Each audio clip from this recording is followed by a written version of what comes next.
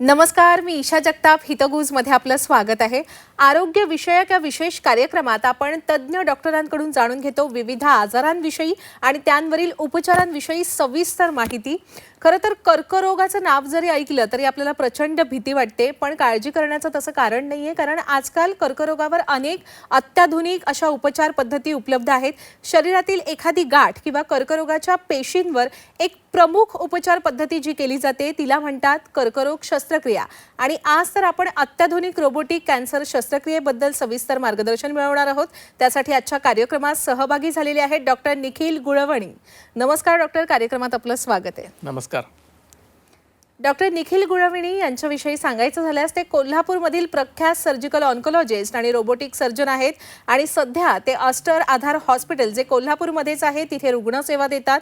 कर्करोगाच्या अत्याधुनिक उपचारांमध्ये विशेषतः robotic cancer surgery, minimally invasive surgery, HIPEC आणि ऑन्कोप्लास्टिक ब्रेस्ट सर्जरीमध्ये त्यांनी विशेष प्रावीण्य मिळवले। अगदी भारतासह फ्रान्समधील प्रतिष्ठित अशा संस्थांमध्ये त्यांनी उच्च प्रशिक्षण मिळवलंय आणि आजपर्यंत त्यांनी तब्बल 4000हून अधिक कर्करोग शस्त्रक्रिया अगदी यशस्वीरित्या पार पाडलेल्या आहेत। कर्करोग उपचार अधिक अचूक, सुरक्षित आणि रुग्णांसाठी कमी त्रासदायक कसे होतील यासाठी रोबोटिक सर्जरीची नेमकी काय भूमिका आहे याबद्दल ते आपल्याशी आज संवाद साधणार आहेत। डॉक्टर, तब्बल 4000हून अधिक शस्त्रक्रिया आपण यशस्वीपणे पार पाडलेल्या आहेत, म्हणजे या सगळ्या प्रवासाबद्दल काय सांगाल, आपल्या वैद्यकीय प्रवासाबद्दल? मी 2015 पासून कॅन्सर शस्त्रक्रिया सुरू केल्या आणि माझ्या प्रवासामध्ये मी काही मुंबईच्या हॉस्पिटलमध्ये, काही कोल्हापूरच्या हॉस्पिटल्समध्ये आणि आता ॲस्टर आधार हॉस्पिटलमध्ये कार्यरत आहे। तर हे करत असताना कॅन्सर शस्त्रक्रिया म्हणजे एक अत्यंत महत्त्वाचा उपचार पद्धती कॅन्सरमधली जी केली जाते आणि अनेक प्रकारच्या कॅन्सरमध्ये कॅन्सर शस्त्रक्रिया अत्याधुनिक तंत्रज्ञान वापरून आपल्याला जर करता आलं आणि योग्य वेळी आणि योग्य पद्धतीने जर आपण शस्त्रक्रिया जर केल्या तर त्याच्यामुळे आपण पेशंटला योग्य ती बरं होण्याची संधी देऊ शकतो। अच्छा डॉक्टर, आजकाल जर आपण पाहिलं ना तर आपल्या भारतामध्ये हृदयविकारांचं आणि कर्करोगाचं प्रमाण हे प्रचंड झपाट्यानं वाढतंय। कर्करोग रुग्णांची संख्या ही आता एवढी झपाट्यानं वाढण्यामागचं कारण काय डॉक्टर? भारतामध्ये बऱ्याच गोष्टी आहेत की ज्यामध्ये कॅन्सरची शस्त्रक्रिया कॅन्सर होण्याचं प्रमाण जे वाढलेलं आहे ते अशामुळे महत्त्वाची 4 कारणं। आता सगळ्यात महत्त्वाचं कारण असं की आपली बदललेली जीवनशैली। बरोबर। बदललेल्या जीवनशैलीमध्ये काय होतं की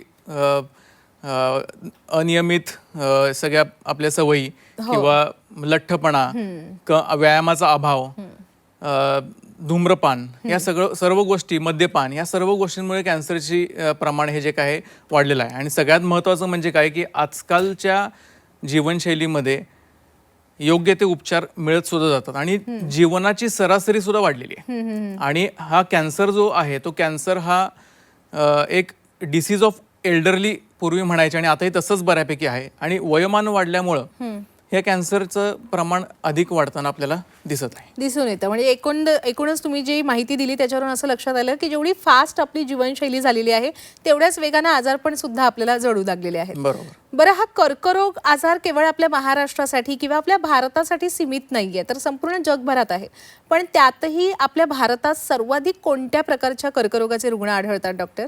भारतामध्ये ॲक्च्युली आपली डेन्सली पॉप्युलेटेड कंट्री असल्यामुळे जवळजवळ सर्वच कॅन्सरचे प्रकार भरपूररित्या आढळतात। पण सगळ्यात महत्त्वाचं म्हणजे आता काय की पुरुषांमध्ये होणाऱ्या कॅन्सरमध्ये तोंडाचा कॅन्सर, घशाचा कॅन्सर, फुफ्फुसाचा कॅन्सर आणि आतड्याचा कॅन्सर हे पुरुषांमध्ये जास्त आणि प्रोस्टेटचा कॅन्सर हा जास्त आढळला जातो। आणि तसंच महिलांमध्ये स्तनाचा कॅन्सर, गर्भाशयाच्या मुखाचा म्हणजे सर्विक्स कॅन्सर आणि अंडाशयाचा कॅन्सर हा सर्वात जास्त आढळला जातो। बरं, हे जे सगळे कर्करोग आहेत त्यांच्यावर वेळीच आपल्याला उपचार कधी मिळू शकतात जेव्हा आपण त्यांचं योग्य वेळी निदान करू शकतो? बरोबर। आणि त्याच्यासाठी आपल्याला त्याची लक्षणं सुद्धा माहीत असायला हवी। डॉक्टर, काय इतकं महत्त्वाचं आहे कर्करोग वेळीच आणि लवकर ओळखणं? सगळ्यात महत्त्वाचं काय आहे की कर्करोग किंवा कॅन्सर म्हणलं की लोकांच्या मनामध्ये सर्वात जास्त भीती येते आणि कॅन्सर हा सुरुवातीच्याच टप्प्यामध्ये आपल्याला जर ओळखला गेला तर तो पूर्णपणे आपल्याला बरा करता येतो। आता सगळ्यात महत्त्वाचं म्हणजे काय, अर्ली निदान होणं आणि त्याचे फायदे काय। तर अर्ली निदान झाल्यानंतर ॲक्च्युली आपल्याला कॅन्सर सुरुवातीच्या टप्प्यांमध्ये उपचार करता येतो, कमीत कमी गुंतागुंतीचे उपचार करता येतात. कॅन्सरच्या उपचारांमध्ये 3 महत्त्वाच्या पद्धती, एक शस्त्रक्रिया, किमोथेरपी आणि रेडिएशन थेरपी. सुरुवातीच्या टप्प्यांमध्ये कॅन्सर आपण आढळला किंवा निदान केलं आणि त्याचे उपचार केले तर एकूण एक पद्धत ही पेशंटला लागेलच असं नाही. 1 किंवा 2 लागतील आणि अगदी कमी लोकांमध्ये 3 लागतील आणि अशा लोकांमध्ये कमी उपचार, त्यामुळे कमी गुंतागुंत आणि पूर्णपणे बरं व्हायची शक्यता जास्त आढळली जाते. अच्छा, म्हणजे एकूणच डॉक्टर आपण सांगितलं की जितक्या लवकर आपण कर्करोग ओळखू तितक्या लवकर चांगले उपचार मिळू शकतात. अगदी पहिल्या टप्प्यात उपचार मिळाले तर आपण पूर्णपणे कर्करोगावर मातही करू शकतो. पण माझ्या माहितीनुसार टप्प्यानुसार आपण उपचारांचा सल्ला देत असाल. शस्त्रक्रियेची या सगळ्यात कशी भूमिका असते डॉक्टर?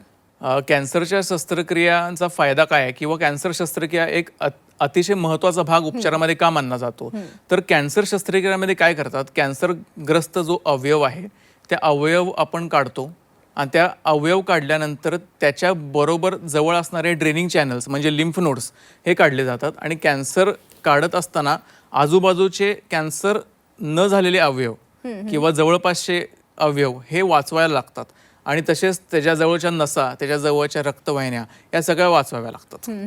आणि त्याच्यामुळे कसं आहे की कॅन्सर शस्त्रक्रिया केल्यानंतर जे आपण टिश्यू काढून तपासायला पाठवतो त्यामुळे कॅन्सर स्टेजिंग होतं. कोणत्याही कॅन्सरचं TNM असे 3 स्टेजमध्ये आपण कॅन्सरला स्टेज करतो. म्हणजे ट्यूमर, नोड आणि मेटास्टॅसिस. ट्यूमर म्हणजे गाठीचं साईज किंवा गाठीचे बद्दलच्या गोष्टी. N म्हणजे नोड म्हणजे जवळपासचे लिम्फ नोड, अवदानांच्या गाठी म्हणतो आपण तशा. आणि M म्हणजे शरीरामध्ये आजार कुठे पसरलाय का नाही, त्याच्यामध्ये यकृतात पसरलाय किंवा फुफ्फुसात पसरलाय किंवा कुठेही पसरला असेल, हाडात पसरलाय, मेंदूत पसरलाय. तर हे स्टेजिंग आपल्याला अचूकपणे सर्जरीमध्ये करता येतं आणि त्यानंतर अचूक पुढचे उपचार जसं की किमोथेरपी, रेडिएशन थेरपी या सगळ्या गोष्टी व्यवस्थित करता येतात. अच्छा, बरं डॉक्टर, जेव्हा आपण कर्करोगाच्या शस्त्रक्रियांबद्दल बोलतो तेव्हा आपल्या डोळ्यासमोर येते ओपन सर्जरी, लॅप्रोस्कोपी सर्जरी आणि आता तर रोबोटिक सर्जरी, जो आता आपला विषयच आहे. हा सगळा अत्याधुनिक ट्रीटमेंटचा प्रवासाबद्दल काय सांगाल डॉक्टर? अगदी सविस्तरपणे सांगा. ओपन शस्त्रक्रिया ज्या कॅन्सरसाठी केल्या जातात त्याचा इतिहास अतिशय असा रोचक आहे. बेसिकली कसं आहे की कॅन्सर काढत असताना लॅप्रोस्कोपिक पद्धत असो, रोबोटिक पद्धत असो किंवा ओपन पद्धत असो, तिन्हीमध्ये कॅन्सर काढणं हे महत्त्वाचं आहे. तर मग कोणतीही पद्धत वापरा, रिझल्ट्स चांगले देणं हे सगळ्यात महत्त्वाचं. बरोबर आहे. ओपन पद्धत करत असताना आपल्याला कॅन्सरग्रस्त भाग आणि त्याच्या जवळपासचे जे cancer draining channels, lymph nodes असतात तर ते काढावे लागतात. ते काढत असताना विजन महत्त्वाची असते. विजन म्हणजे आपल्याला जे स्पष्ट दिसणं हे महत्त्वाचं असतं आणि त्यासाठी एखाद्या समजा आतड्याचा भाग आहे, तो आतड्याचा भाग काढत असताना पूर्ण पोटाला फाडायला लागतं. मोठी चीर करावी लागते आणि ते पूर्ण एवढा मोठा फाडल्यानंतरच मग ते व्यवस्थित दिसतं. पण हे ओपन केल्यानंतर मग काय होतं की मोठे स्कार्स, पेशंटला रक्तस्राव होण्याची शक्यता जास्त, कॉम्प्लिकेशन्सची शक्यता जास्त आणि आपल्या डोळ्यात काही झूम नाही आहे त्यामुळं इतक्या जवळ जाऊन आणि समजा शरीराचा निमुळता भाग आहे जसं पेल्विक सर्जरी म्हणतो, खोल भाग, तर त्या खोल भागामध्ये ऑपरेशन करत असताना हातामध्ये आपल्याला लिमिटेशन्स येतात. त्या ठिकाणी इन्स्ट्रुमेंट्स आमचे हलत नाहीत आणि अशा वेळेला उगम झाला लॅप्रोस्कोपिक सर्जरीचा. अच्छा. आणि लॅप्रोस्कोपिक सर्जरीमध्ये काय केलं जातं, हीच शस्त्रक्रिया सेफली केली जाते याच पद्धतीनं पण छोट्या छोट्या चिरांमधून. त्याला पोर्ट्स म्हणतो आपण. लॅप्रोस्कोपिक पोर्ट्समधनं कॅमेरा आणि त्याच्या बरोबरीनं डिसेक्शनसाठी किंवा ऑपरेशन करण्यासाठी आम्हाला जे इन्स्ट्रुमेंट्स वापरावे लागतात तर ते त्या छोट्या छोट्या 5 मिलीमीटर, 8 मिलीमीटर, 10 किंवा 12 मिलीमीटरच्या छिद्रामधनं जातात आणि तोच भाग आपण त्याच रीतीने पूर्ण करतो. आणि मग आली रोबोटिक सर्जरी. आता लॅप्रोस्कोपिक सर्जरी करताना शरीराच्या एकदम निमुळत्या भागामध्ये ऑपरेट करत असताना म्हणजे पेल्विक सर्जरी स्पेशली मी म्हणतोय परत की त्यामध्ये ऑपरेट करताना लॅप्रोस्कोपिक इन्स्ट्रुमेंट्सला सुद्धा एखाद्या विशिष्ट अँगलपेक्षा जास्त वळवता येत नाही. अच्छा. आणि अशा वेळेला तिथं नसा असतात, महत्त्वाच्या रक्तवाहिन्या असतात. नसा म्हणजे आपल्या शौचाला आणि लघवीला कंट्रोल करणाऱ्या नसा असतात, इजॅक्युलेशनला कंट्रोल करणाऱ्या नसा असतात पुरुषांमध्ये. तर याच्यामुळे त्याला इजा होते आणि त्या गोष्टीमध्ये डिसेक्शन करत असताना रोबोटिक सर्जरीचा फार मोठा फायदा होतो. अच्छा. आणि रोबोटिक शस्त्रक्रिया आता म्हणजे जितकं बोललं जातं प्रत्येक उपचारांवर आता रोबोटिक शस्त्रक्रिया उपलब्ध आहे. ही शस्त्रक्रिया प्रचंड अचूकता दर्शवते असं म्हणतात. याविषयी काय सांगाल डॉक्टर? रोबोटिक सर्जरी ही सगळ्यात महत्त्वाचं त्याच्यात असा भाग आहे की रोबोटिक सर्जरी काय आहे हे नेमकं जाणून घेतलं पाहिजे. बरोबर आहे. आता रोबोटिक सर्जरी ही काय एक अत्याधुनिक फक्त पद्धत आहे. यात रोबोट ऑपरेशन करत नाही. हा प्रचंड गैरसमज असतो. मला माहिती आहे की अनेक रुग्ण सुद्धा आपल्याला हा प्रश्न विचारत असतील. तर हे हे फक्त एक तंत्रज्ञान आहे ज्याच्यामध्ये सर्जनच ती शस्त्रक्रिया करत असतो. फक्त तो एका विशिष्ट कन्सोलवरती बसतो आणि मग ते सर्जरी करत असतो. तर त्याच्यामध्ये ॲक्च्युली कसं आहे की महत्त्व काय त्याच्यामध्ये विजन, परत डेक्स्टेरिटी, ट्रेमर फिल्ट्रेशन असे एक 3 ते 4 आपण पुढच्या काही ह्याच्यामध्ये तुम्हाला मी सांगेनच. तर रोबोटिक सर्जरी करत असताना ॲक्युरसी फार महत्त्वाची असते, प्रिसिजन फार महत्त्वाचं असतं आणि कॅन्सरचे शस्त्रक्रिया करत असताना त्याचे कॉम्प्लिकेशन्स कमीत कमी व्हावेत. त्याचा इनडायरेक्ट फायदा असा की कॉम्प्लिकेशन्स कमी तर patient return to normal activity जी असते ती फास्ट होते, जलद रिकव्हरी होते आणि याच्यामध्ये पेशंटला पुढील जे उपचार बरं होण्यासाठी लागणार आहेत, किमोथेरपी, रेडिएशन थेरपी, हे लवकर सुरुवात करता येतात. अच्छा, रोबोटिक शस्त्रक्रियेविषयी सांगताना आपण विजन आणि डेक्स्टेरिटी बद्दल बोललात, त्याच्याविषयी पुढे सांगतो असं म्हणालात. डॉक्टर, कर्करोगाच्या शस्त्रक्रियामध्ये विशेषतः त्यांचा कसा फायदा होतो? कर्करोगाच्या शस्त्रक्रियामध्ये ह्या मी जे सांगितले विजन, डेक्स्टेरिटी, प्रिसिजन, ऑर्गॉनॉमिक्स या 4-5 गोष्टींचा फार फायदा होतो. जसं की तुम्हाला किंवा प्रेक्षकांना मी आधी सांगितलं की कॅन्सर शस्त्रक्रिया करत असताना अतिशय गुंतागुंतीची शस्त्रक्रिया असते, प्रदीर्घ काळ चालणारी शस्त्रक्रिया असते आणि बऱ्याच वेळेला कॅन्सर आणि त्याच्या जवळचे ड्रेनिंग लिम्फ नोड्स आपल्याला काढावे लागतात आणि हे काढत असताना 3D विजन फार महत्त्वाची असते. प्रत्येक कॅन्सरच्या शस्त्रक्रियेमध्ये रोबोटचा फायदा नसतो. काही विशिष्ट दुर्बिणीद्वारे शस्त्रक्रिया करता येतात लॅप्रोस्कोपिकली, जसे पोटातल्या, छातीतल्या, यांना आपण रोबोटिक सर्जरी करता येते. लिमिटेशन्स म्हणजे काय, आता तोंडाच्या कॅन्सरला रोबोटिक सर्जरीचा फायदा नाहीये. अच्छा. स्तनाच्या कॅन्सरला आजकाल आम्ही करायला लागलोय काही कॅन्सर्समध्ये, पण सरफेस सर्जरीज आहे जिथे तोंडाच्या स्पेशली कॅन्सर शस्त्रक्रिया, पायाचा कॅन्सर आहे किंवा जे सरफेस सर्जरीज आहेत त्याच्यावरती फारसा त्याचा फायदा नाही. पण रोबोटिक सर्जरीमध्ये 3D विजन आणि डेक्स्टेरिटी ह्याच्यावरती मी विशेष सांगेन की 3D विजनमध्ये काय होतं की डेप्थ परसेप्शन, एखादी गोष्ट डिसेक्ट करायची आहे किंवा जवळून कापायची आहे किंवा ट्यूमर जवळच्या एका रक्तवाहिनीला चिकटलाय तर तो व्यवस्थित त्या रक्तवाहिनीला इजा न होता काढता येतो. तर त्याच्यामध्ये 3D विजनमुळं आपल्याला 10 टाइम्स मॅग्निफिकेशन, 10x झूम मिळतो. अच्छा. जसं आता एखादा आपण साधा कॅमेरा आहे, साधा कॅमेरानं फोटो आणि HD कॅमेरानं फोटो, याच्यामध्ये डेफिनेटली अधिक स्पष्ट HD कॅमेरा दिसणार आहे. बरोबर. तसंच ह्या रोबोटिक सर्जरीमध्ये 3D विजन दिसते, 10 टाइम्स मॅग्निफिकेशन दिसतं. जो गरज नाही आहे तो भाग व्यवस्थित वाचवता येतो, जो काढायचा तो भाग व्यवस्थित काढता येतो. आणि डेक्स्टेरिटी म्हणजे रोबोटिक तंत्रज्ञानामध्ये जे आपण उपकरणं वापरतो तर त्या उपकरणांमध्ये आपल्या हाताच्या मनगटाच्या ज्या मुवमेंट्स आहेत त्या सगळ्या त्या मनगटाच्या मुवमेंट्स त्या इन्स्ट्रुमेंट्समध्ये आपल्याला ट्रान्समिट करता येतात. अच्छा.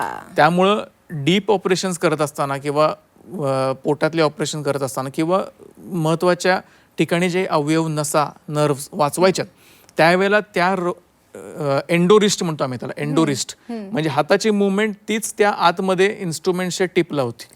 अच्छा. आणि त्यामुळं आपण तो भाग व्यवस्थित हवा तसा काढतो आणि वाचवतो. ही तज्ञच डॉक्टरच करत असतात तंत्रज्ञानाच्या सहाय्याने. 100%. अच्छा. आणि आपण जे HD पिक्चरचा उल्लेख केलात म्हणजे अचूकता असते, प्रिसिजन असतं या सगळ्या शस्त्रक्रियेमध्ये. जसं मी सुरुवातीला सांगितलं की कोल्हापुरात आपलं अस्टर आधार हॉस्पिटल आहे. आपल्या हॉस्पिटलमध्ये कोणत्या प्रकारची रोबोटिक प्रणाली शस्त्रक्रिया आहे आणि तिचं वैशिष्ट्य काय म्हणत?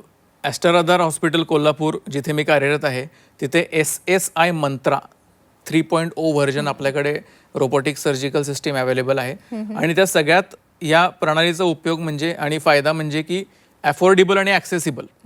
का? कारण ही इंडियन मेड आहे, मेड इन इंडिया, आणि त्यामुळे कमी दर आपल्याला अवलंबता येतो पेशंटला. आणि या कमी दरामुळे ॲक्सेसिबिलिटी आणि अफोर्डेबिलिटी ही वाढलेली आहे. आणि त्याचा सगळ्यात विशेष फायदा म्हणजे त्याचे जे 3D विजन, डेक्स्टेरिटी हे सगळे फायदे म्हणलंच तुम्हाला, पण त्याच्या व्यतिरिक्त आजकाल आपण ऐकत असाल टेलिसर्जरी, किंवा मी कोल्हापूरमध्ये बसलोय आणि मला एखाद्या मुंबईतल्या पेशंटचं ऑपरेशन करायचं आहे, पेशंट मुंबईतच आहे, तर आणि हीच हे आमची असं प्रणाली चित्रपटात सुद्धा आपण अनेकदा पाहतो. ही प्रणाली जिथे अवेलेबल आहे SSI मंत्राच, तर ती ह्या SSI द्वारे आपण टेलिसर्जरी पण करू शकतो. बरं डॉक्टर, आपण आपल्या दृष्टीने सांगितलं की आम्हाला अधिक प्रिसाइजली, अधिक अचूकतेने ही सगळी शस्त्रक्रिया करता येते, पण रुग्णांच्या दृष्टीने रोबोटिक शस्त्रक्रियाच का त्यांनी करावी, का फायदेशीर असते डॉक्टर?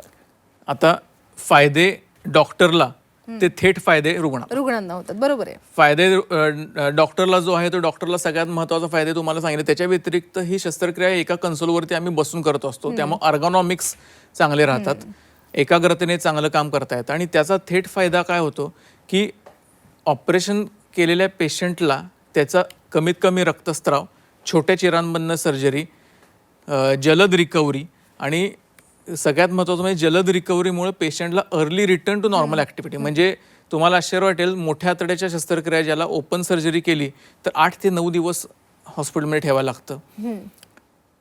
अतिशय वजन जास्त असणारे काही पेशंट असतात, बेरियाट्रिक, 120-130 किलो. आता मला अतिशय अभिमान वाटतो की गेल्या 15-20 दिवसामध्ये आम्ही 2 असे पेशंट्सना ऑपरेट केलं कॅन्सर झालेल्या, की त्याच्यामध्ये 120-130 किलो वजन असणाऱ्या पेशंटला सुद्धा ही प्रणाली उपयोगी ठरली.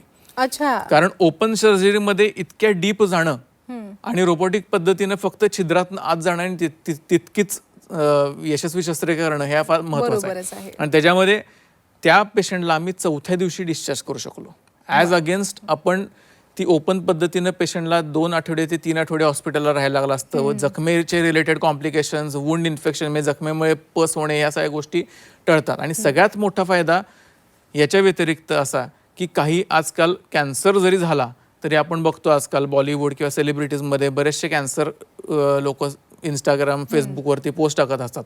आणि अशा लोकांना सुद्धा, आणि एकूण एक पेशंटला, मी फक्त बॉलिवूड हॉलिवूड म्हणणार नाही, एकूण एक पेशंटला कॉस्मेटिक फायदा सुद्धा होतो. पोटावरती कमीत कमी व्रण, 3 किंवा 4 छिद्र, ह्याच्यातनं पूर्ण शस्त्रक्रिया झालेली आहे. त्यामुळे पोटावरती व्रण नसतात आणि लाईफ चांगली मिळते. कॅन्सर उपचार करत असताना कॅन्सर काढणं इतकंच महत्त्वाचं नाही. कॅन्सरचे उपचार आजकाल चांगले झाल्यामुळं पेशंटला बरे होण्याची शक्यता वाढली, आणि त्याच्यामुळे काय होतं की पुढचं आयुष्य जे मिळणार आहे ते पण क्वालिटीचं मिळालं पाहिजे. आणि नुसतंच कॅन्सर ऑपरेशन करून जर मॉर्बिड आयुष्य किंवा अडचणींमध्ये आयुष्य जगण्यात काय फायदा नाही. तर ते पण चांगलं अवेलेबल शक्य आहे या गोष्टींमध्ये. अगदी अगदी अतिशय महत्त्वाचं आपण सांगितलं की पुढच्या भविष्याचा विचार करणं फार आवश्यक आहे. बरं डॉक्टर, आपल्याकडे जी रोबोटिक शस्त्रक्रिया प्रणाली उपलब्ध आहे तिच्याद्वारे आपण कोणकोणत्या अवयवांवर शस्त्रक्रिया करता? कर्करोगाविषयी. कर्करोगांमध्ये आपण आतड्याच्या कॅन्सरच्या शस्त्रक्रिया, कोलॉन किंवा रेक्टम म्हणतो आपण त्याला, अन्ननलिकेच्या शस्त्रक्रिया रोबोटिक करता येतात, फुफ्फुसाच्या कॅन्सर शस्त्रक्रिया, इस्पेशली महिलांमधल्या गर्भाशयाचा कॅन्सर, गर्भाशयाच्या पिशवीच्या तोंडाचा कॅन्सर म्हणजे सर्व्हिक्स कॅन्सर म्हणतो आपण, आणि सर्व्हायकल कॅन्सर, आणि युरोलॉजिकल कॅन्सर्स. म्हणजे ही ॲक्च्युली प्रणाली सुरुवात झाली प्रोस्टेट कॅन्सरपासून. अच्छा. इस्पेशली मेल पेल्विस, पुरुषांमधला पेल्विस हा नॅरो असतो, महिलांमध्ये नॅचरली वाईड असतो. मुलं कॅरी करण्यासाठी ती एक नैसर्गिक दिलेली देणगी आहे. तर नॅरो पेल्विसमध्ये प्रोस्टेट कॅन्सर शस्त्रक्रिया ह्या इझिली पॉसिबल असतात, जिथे हालचालींना फार लिमिटेड स्पेस असतो. किडनीचे कॅन्सर शस्त्रक्रिया, आजकाल आम्ही स्तनाचे कॅन्सर, म्हणजे फार कमी ठिकाणी होतात ते स्तनाचे कॅन्सर, किंवा अगदी छोटे छोटे थायरॉइडचे कॅन्सर, ज्यांना मानेवरती जखम नको आहे अशा लोकांमध्ये आपण ॲक्झिलामधनं, काखेच्या इथून आतमध्ये जाऊन ते ऑपरेशन करून थायरॉइड काढतो. तर ते ह्या सगळ्या प्रणालींमध्ये त्याचा उपयोग करता येतो. बरं, आपल्याकडे जी SSI मंत्रा ही शस्त्रक्रिया प्रणाली आहे, खरं तर कोल्हापूर आता प्रचंड सोयी सुविधांनी अगदी संपन्न असं शहर आहे, पण तरी सुद्धा कोल्हापूरकर आपल्याकडे येत असतील आणि आपल्याकडे आभार मानत असतील की अशी अगदी अत्याधुनिक रोबोटिक शस्त्रक्रिया आपल्याकडे उपलब्ध आहे, आणि म्हणून आम्हाला मुंबई पुण्यात न जाणं शक्य झालेलं आहे. याविषयी काय सांगाल? पूर्वी या रोबोटिक सर्जरी किंवा अत्याधुनिक कॅन्सर शस्त्रक्रिया म्हणू, त्या सगळ्यासाठी रुग्णांना कोल्हापूरच नाही, कोल्हापूरच्या आसपासचे कराड, सातारा, इकडे कोकणामध्ये आणि नॉर्थ कर्नाटका, निपाणी या शहरांमध्ये ॲक्च्युली पेशंट्सना पुणे, मुंबईला यायला लागायचं. आता ही रोबोटिक शस्त्रक्रिया प्रणाली कॅन्सर साठी जी फारच यशस्वी ठरते आहे कोल्हापूरमध्ये, ती लोकल पब्लिकसाठी आणि ॲक्सेसिबल आणि अफोर्डेबल अवेलेबल झाल्यामुळे तिथल्या रुग्णाला, आणि मी तिथंच नाही, मी आता उलटं म्हणेन, पुणे मुंबईच्या रुग्णांनी सुद्धा तर तिकडे यायला हरकत नाही, इतकं आपण अफोर्डेबल आणि ॲक्सेसिबल केअर तिथे देत आहेत. अच्छा, खरं तर आता आपण या कार्यक्रमाच्या समारोपाकडे चाललेलो आहोत डॉक्टर, पण आता सगळ्यात महत्त्वाचा प्रश्न आहे, इतकी फायदेशीर अशी ही शस्त्रक्रिया आपण सांगितली अगदी डॉक्टरांच्या दृष्टीने, रुग्णांच्या दृष्टीने, आणि लवकर त्यांना त्यांच्या पूर्वायुष्यात परतता येते, अर्थातच महागडी असणार ना ही रोबोटिक शस्त्रक्रिया? महागडी तर डेफिनेटली थोडीशी आहे.